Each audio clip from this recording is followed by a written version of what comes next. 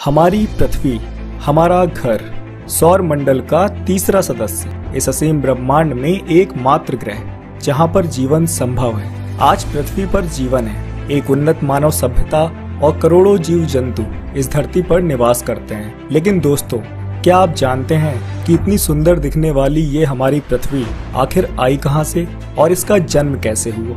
सागर, महासागर, पृथ्वी पर ऑक्सीजन कहां से आई और एक सबसे बड़ा रहस्य कि पृथ्वी पर जीवन की शुरुआत आखिर कैसे हुई। तो आइए आज इन सभी रहस्यों से पर्दा उठाते हैं और चलते हैं आज से करीब 4.6 अरब साल पहले, एक ऐसे समय में जहां ना तो सूरज था, ना पृथ्वी थी और ना ही चंद्रमा।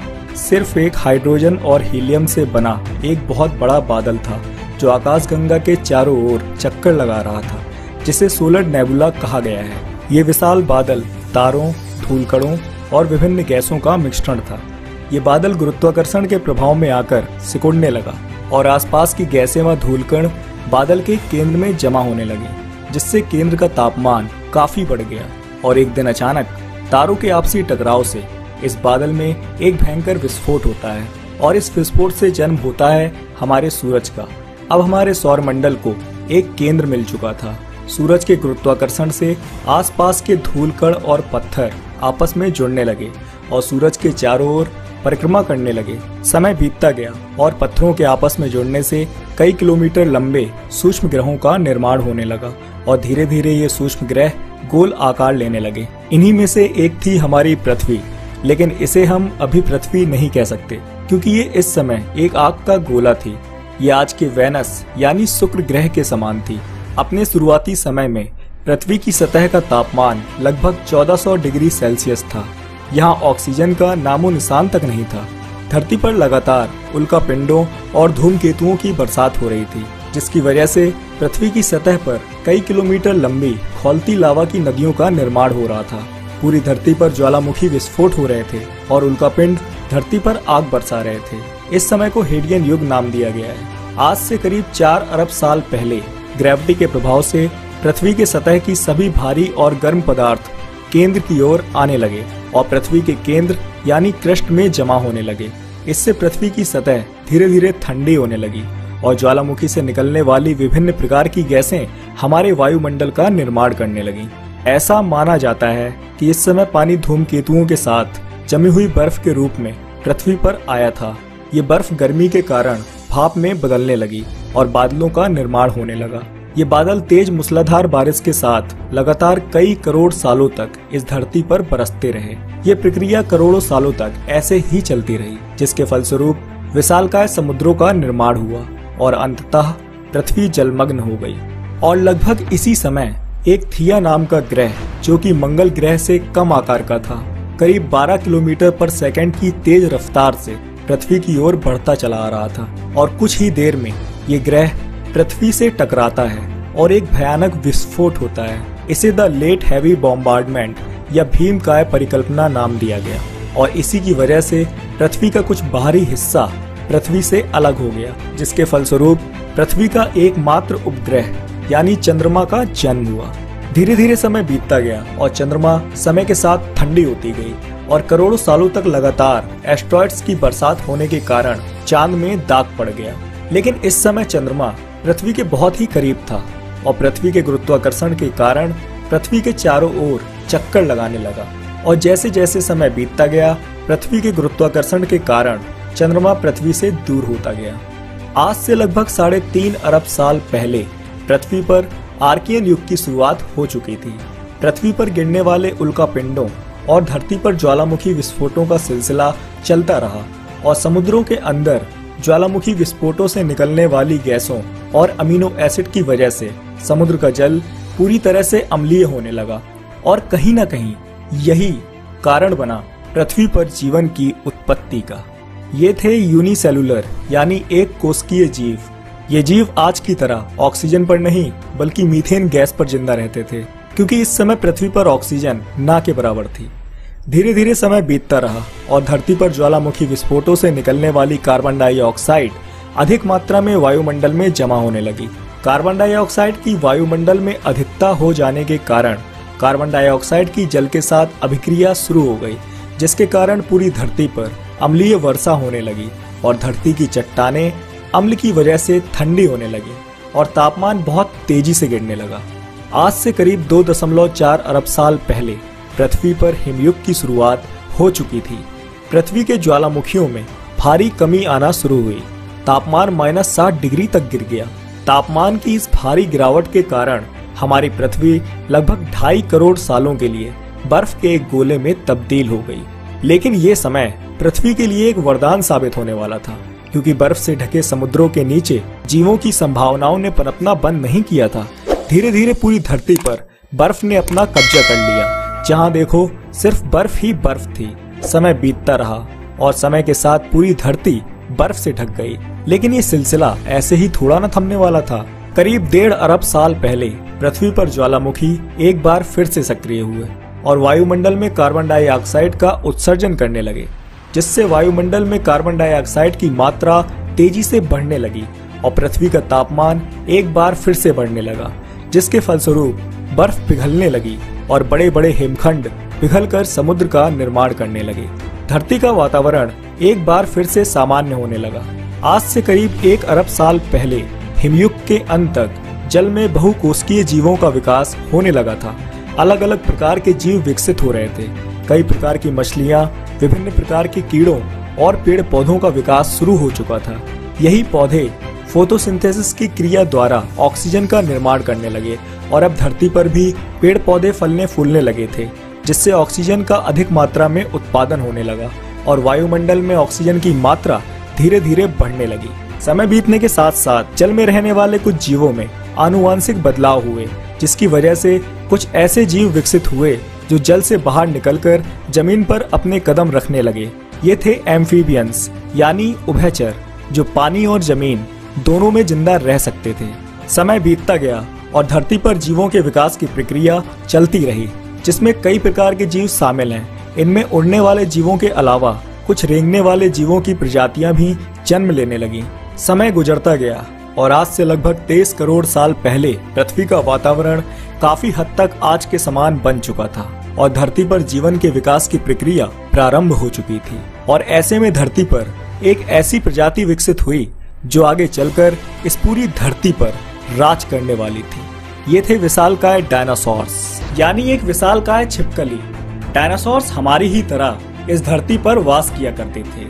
उनकी भी अपनी एक जिंदगी, अपना एक परिवार था। वो खुशी खुशी इस धरती पर रहा करते थे।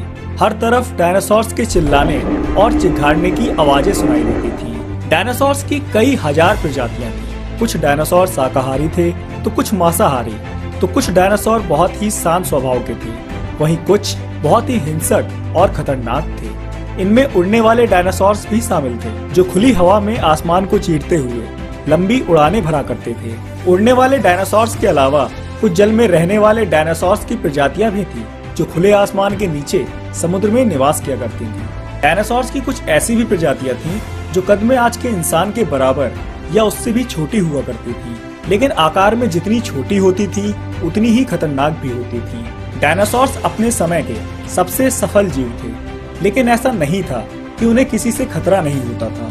विभिन्न प्रजातियों के बीच अक्सर लड़ाइयाँ होती रहती थी, जिसमें कई डायनासोर्स की जान तक चली जाती थी। इसलिए ज्यादातर डायनासोर्स अपने समूह में रहा करते थे। इन्हें जंगल के बड़े जहरीले मच्छरों से जान का खतरा भी रहता था, क्योंकि इन मच्छरों के जहर से इनकी मौत तक हो जाती थी। डायनासोर्स में मादा डायनासोर घोंसले बनाकर पक्षियों की तरह अंडे दिया करती थी और अपने बच्चों को उड़ने की तालीम सिखाया करती थी। डायनासोर्स के बच्चों को अन्य प्रजातियों से जान का खतरा भी रहता था, क्योंकि दूसरी प्रजाति के डायनासोर्स बच्चों को मारकर खा जाते थे। इनकी जिंदगी भी इतनी आसान नहीं थी। इन्हें भी अपने हक के लिए कभी कभी भयंकर युद्ध करने पड़ते थे। धीरे धीरे हंसते खेलते समय बीतता गया और करीब 16 करोड़ सालों तक डायनासोर्स इस धरती पर राज करते रहे। लेकिन फिर अचानक एक दिन न जाने इनकी हंसती खेलती जिंदगी को किसकी नजर लग गई। करीब 6.5 करोड़ साल पहले एक छोटा एस्ट्रॉयड का टुकड़ा जो सुदूर अंतरिक्ष से आ रहा था, वो पृथ्वी से लगभग 22 करोड़ मील दूर बृहस्पति और मंगल के बीच घूम रहे एक बड़े एस्ट्रॉयड से जा टकराता है।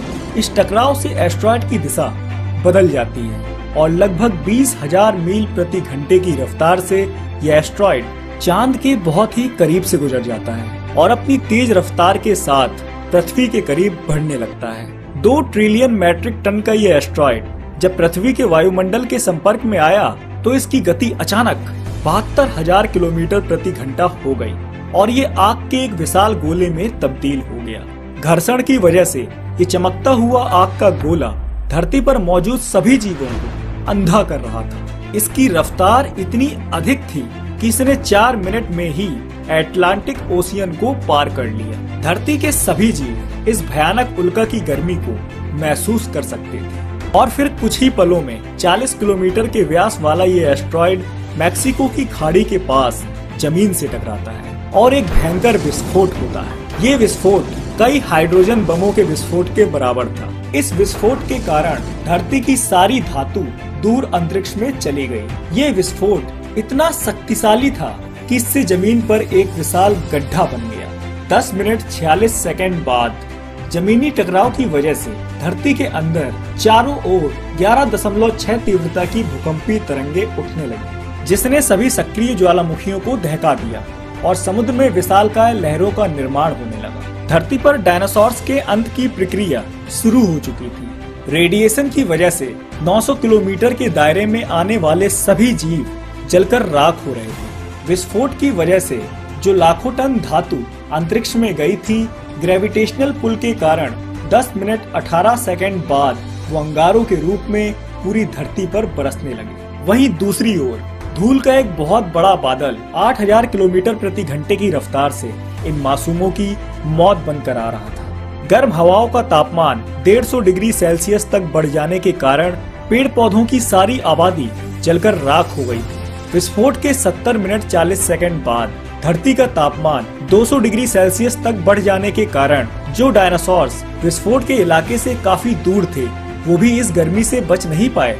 इस महाविनाश में धरती के कुल 75% आबादी पूरी तरह से जलकर खत्म हो चुकी थी और जो 25% जीव इस महाविनाश में बच गए थे, उनमें से भी सिर्फ वही जीव जिंदा रह सके जिनका वजन 25 किलोग्राम से कम था, क्योंकि इस महाप्रलय में लाखों की संख्या में जीव मारे जा चुके थे और पेड़ पौधों की सारी आबादी भी जलकर खाक हो चुकी थी, जिसके चलते महाविनाश में बचे हुए जीवों को भरपूर मात्रा में खाना पीना ना मिल सका। लेकिन ये महाप्रलय एक नई प्रजाति के लिए फायदेमंद साबित हुई। डायनासोर्स के अंत के बाद धरती पर एक नई प्रजाति विकसित हुई। ये प्रजाति थी मैमल्स की। मैमल्स यानी स्तनधारी जीव। दिखने में ये प्रजाति एक चूहे के आकार की थी और ये आकार में सिर्फ 6 इंच लंबे थे। महाप्रलय से बचने के लिए ये जमीन के अंदर रहने लगे थे और जिंदा रहने के लिए इन्होंने सब कुछ खाना पीना शुरू कर दिया था। महाप्रलय में बचे हुए ये मैमल परिवार के आखिरी सदस्य थे और हमारा भविष्य भी अब इन्हीं छोटे जीवों पर निर्भर था। इतने बड़े महाप्रलय के गुजरने के बाद धरती एक बार फिर से फलने फूलने लगी थी और सतह पर नए नए पेड़ पौधे उगने लगे थे, जिससे खाने की समस्या धीरे धीरे दूर होने लगी। इयोसीन इपोक में 5.5 करोड़ साल पहले एडॉप्टिव रेडिएशन की प्रक्रिया से इन जीवों में एक इवोल्यूशन हुआ और इससे एक नई प्रजाति विकसित हुई। ये प्रजाति थी प्राइमेट्स की। प्राइमेट मैमल परिवार से विकसित सबसे पहले जीव थे। ये जीव दिखने में बंदर के आकार के थे। ज्यादातर ये जीव पेड़ों पर रहते थे और फल खाते थे। धीरे धीरे समय बीतता गया और लाखों सालों बाद इन प्राइमेट्स में एक महत्वपूर्ण इवोल्यूशन हुआ और इनकी पूंछ धीरे धीरे छोटी होने लगी, शरीर लचीला होने लगा और हाथ लंबे होने लगे। ये थे हमारे पूर्वज द ग्रेट एप्स, पैरोलापिथिकस। इन्हीं से मानव जीवन के प्रथम चरण की शुरुआत हुई। ये अफ्रीका महाद्वीप के पूर्वी जंगलों में निवास करते थे। पैरोला पेड़ों पर रहते थे और एक डाल से दूसरी डाल पर झूलते रहते थे। ये पेड़ों पर चढ़ सकते थे और कभी कभी ये अपने दोनों पैरों पर भी खड़े हो जाते थे। ये डालों पर झुककर चलते थे और इन्हें अपना खाना पेड़ों से ही मिलता था। ओलिगोसीन इपोक में आज से 3 करोड़ साल पहले ग्लोबल कूलिंग हुई। घास के मैदान बढ़ने लगे और जंगलों में भारी कमी आना शुरू हुई। तब ऐसे में खुले मैदानों में रहने वाले जानवर विकसित होने लगे और ये जानवर दूसरे जानवरों का शिकार करने में भी सक्षम थे। करीब 1 करोड़ साल पहले धरती का वातावरण काफी हद तक आज के समान बन चुका था और हमारे पूर्वजों का जीवन अच्छे से फल फूल रहा था। तभी अचानक 40 लाख साल पहले धरती की टेक्टोनिक प्लेट्स में हलचल हुई और अफ्रीका के पूर्वी इलाकों में एक नई पर्वत श्रृंखला का निर्माण हुआ। ये पर्वत श्रृंखला थी ईस्ट अफ्रीकन रिफ्ट वैली। इस पर्वत श्रृंखला के उभरने से यहाँ की मौसमी हवाओं का मानसून पूरी तरह से बंद हो गया और यहाँ के जंगलों में बारिश होनी बंद हो गई, जिसके कारण यहाँ के सारे जंगल धीरे धीरे सूखने लगे और इन एप्स के लिए खाने की समस्या उत्पन्न होने लगी। यहाँ से ये ग्रेट एप्स जलवायु और जगह के अनुसार बदल गए। कुछ चिंपैंजी और गोरिल्ला में विकसित हुए, कुछ इंसानों में विकसित होना शुरू हुए। खाने की तलाश में हमारे पूर्वज अब पेड़ों से उतरकर जमीन पर अपने कदम रखने लगे। ये थे आर्डिपिथिकस ट्रेमिडस, एक एक्स्ट्रा ऑर्डिनरी प्राइमेट, हमारे पूर्वज जिन्होंने जमीन पर मानव इतिहास का पहला कदम रखा। यहाँ से इन्होंने सीधे खड़े होकर अपने दोनों पैरों पर चलना शुरू किया। इनका दिमाग एक संतरे के आकार का था और इनका वजन 80 पाउंड तक था। ये किसी भी काम को कॉपी करना और उससे सीखना जानते थे। दो पैरों पर चलना एक बहुत ही अहम विकास था। दो पैरों पर चलने से अब ये सीधे खड़े होकर दूर दूर तक नजर रख सकते थे। जमीन पर चलने से हमारे पूर्वजों का खाना और रहना तो आसान हुआ, लेकिन जंगली जानवरों से अपनी सुरक्षा अब एक महत्वपूर्ण चुनौती बन गई थी, क्योंकि उस समय तक बड़े मांसाहारी जीव भी विकसित हो चुके थे जो खुले मैदान में शिकार करने में सक्षम थे। विकास की प्रक्रिया चलती रही और हमारे पूर्वज सीधे खड़े होकर पहले से और तेज चलने लगे। सीधे खड़े होकर चलने से ऊर्जा कम खर्च होती थी, जिससे ये ऊर्जा अब उनके दिमाग में खर्च होने लगी, जिससे उनका दिमाग पहले से और ज्यादा विकसित होने लगा और सोचने समझने की शक्ति बढ़ने लगी। ये थे होमो हैबिलिस। इनका दिमाग काफी बड़ा था। इनका कद करीब 5 फीट लंबा था। ये अभी तक के सबसे बड़े और ताकतवर एंसेस्टर थे। इन्हें हैंडीमैन भी कहा जाता था, क्योंकि इन्होंने ही पहली बार पत्थर को एक हथियार की तरह इस्तेमाल करना शुरू किया। जैसे ही पत्थर पर नोकदार किनारा बना, हमारे पूर्वजों को एक औजार मिल गया, हमें काटने का हथियार मिल गया। इस औजार की मदद से अब वो हर वो काम कर सकते थे जो वो पहले नहीं कर पाते थे। पत्थर के इस्तेमाल ने हाथों और उंगलियों को मजबूती दी। समय बीतने के साथ साथ हमारे पूर्वजों की रीढ़ की हड्डी पूरी तरह सीधी हो गई और जबड़ा आगे की ओर उभर गया। ये थे होमो इरेक्टस, भूखे, चालाक और ताकतवर शिकारी। इन्होंने ही सबसे पहले जानवरों का शिकार करना शुरू किया और समूह में शिकार करने लगे। ये लकड़ी के बने औजारों का इस्तेमाल करते थे। शिकार करने के लिए इन्हें तेज दौड़ना पड़ता था, जिससे इनका शरीर और भी लचीला और फुर्तीला हो गया और इनकी मसल्स और भी ज्यादा ताकतवर हो गयी। इन्हें फायरमैन भी कहा जाता है, क्योंकि इन्होंने ही पहली बार आग का इस्तेमाल करना सीखा। आग की खोज मानव इतिहास की सबसे बड़ी खोज थी। ये आग इन्हें ठंडी, गर्मी, अंधेरों और जंगली जानवरों से सुरक्षा देती थी। प्रकृति की शक्ति अब हमारे हाथों में थी, जिससे हमारे पूर्वजों ने मांस को पकाना सीखा। खाना समूह में पकने लगा, जिसके कारण अब परिवार भी बनने लगे थे। मांस को पकाकर खाने से खाने को चबाने में और उसे पचाने में ऊर्जा कम खर्च होने लगी, जिससे हमारे दांत और भी छोटे और दिमाग और भी बड़ा होने लगा। यहाँ से हमारे जीवन का स्तर बढ़ा और कुछ कुछ जीवन आज की ही तरह चलने लगा। सालों के विकास क्रम के बाद आवाज की जो नली हमारे पूर्वजों में गले के ऊपर थी, अब वो नीचे खिसकने लगी थी, जिससे अब हम तरह तरह की जटिल आवाजें निकाल सकते थे। यहाँ से पहली बार कोई संदेश एक इंसान से दूसरे इंसान तक पहुँचना शुरू हुआ। हमने बोलना शुरू कर दिया, एक दूसरे से आवाजों में बात करने लगे। यहीं से मानव जीवन का विकास प्रारंभ हुआ। आज से करीब 1.5 लाख साल पहले धरती पर बड़े और विशालकाय जीव भी विकसित हो रहे थे। इन्हें मैमोथ्स कहा जाता था। ये हाथियों की ही एक विशाल प्रजाति थी। इनके बड़े बड़े दांत और एक लंबी सूंड होती थी। जीवों की ये प्रजाति मानव जीवन के लिए काफी कारगर साबित हुई। धीरे धीरे हमारे पूर्वजों ने इनका शिकार शुरू कर दिया। ये थे निएंडरथल्स। निएंडरथल्स हमारे पूर्वजों में सबसे उच्च स्तर की प्रजाति थी। इनके पास एक तेज हथियार और एक शातिर दिमाग था। ये जंगली जानवरों का शिकार करना और उनसे अपना बचाव करना जानते थे। इन जीवों का शिकार करके ये अपने लिए भोजन का प्रबंध करते थे और इनकी खाल से वस्त्र बनाकर पहनते थे। निएंडरथल्स अफ्रीका के पूर्वी मध्य इलाकों में गुफाओं में रहते थे। ये हर खतरे से अपनी सुरक्षा करना जानते थे। इन्होंने ही सबसे पहले धार्मिक परंपराओं की शुरुआत की और मनुष्य की मृत्यु के बाद अंतिम संस्कार की प्रथा प्रारंभ की। समय बीतने के साथ साथ धरती की टेक्टोनिक प्लेट्स में लगातार बदलाव होने शुरू हुए, जिससे धरती के 2 बड़े महाद्वीप एक दूसरे के पास आने लगे, जिससे हमारे देश भारत का निर्माण हुआ, जो एशिया महाद्वीप की ओर तेजी से बढ़ रहा था। इन दोनों प्लेटों के आपस में टकराने से हिमालय जैसी विशाल पर्वतमालाओं का निर्माण हुआ। इन्हीं में से एक थी माउंट एवरेस्ट, जिसे आज हम जानते हैं दुनिया की सबसे ऊंची चोटी के नाम से। इन पर्वतमालाओं के उभरने से मौसम का पैटर्न बदलने लगा और इनसे गिरने वाला बर्फ गंगा यमुना जैसी नदियों का निर्माण करने लगा। आज से 1 लाख साल पहले आज के इंसान ने अपना रूप ले लिया था। ये थे होमो सैपियंस यानी हम। इनका विकास भी अफ्रीका में ही हुआ था, लेकिन ये कुछ घुमक्कड़ प्रवृत्ति के थे। अब ये कहीं भी आ जा सकते थे, एक दूसरे से बात कर सकते थे, अपने हथियार बना सकते थे, आग को काबू कर सकते थे और अपनी जिंदगी को और विकसित और बेहतर बना सकते थे। महाद्वीपों के खिसकने से अफ्रीका और यूरेशिया जुड़ गए और इनसे बनी एक बहुत बड़ी जमीन एफ्रो यूरेशिया। अब इंसान अफ्रीका से निकलकर यूरोप की ओर बढ़ने लगे। धीरे धीरे हम पूरे यूरोप में फैल गए और हमने पहिए का विस्तार किया। पहिए का विस्तार एक महत्वपूर्ण खोज थी जिसने हमारी जिंदगी को और आसान बनाया। करीब 50,000 साल पहले आइस एज शुरू हो गया और उत्तरी ध्रुव से आगे बढ़ने लगा, जिससे धरती का तापमान गिरने लगा और ठंड बढ़ने लगी। करीब 20,000 साल पहले जब बर्फ अपने चरम पर थी, तब इंसान नॉर्थ ईस्ट साइबेरिया के बर्फीले तंडा तक पहुंच गया, जहां इंसान का सामना आइस एज की मुश्किलों से हुआ। लेकिन इतनी कठिन परिस्थितियों में भी इंसान हर उस हुनर का विकास कर रहा था जिससे वो सच्चे मायनों में इंसान बन सके।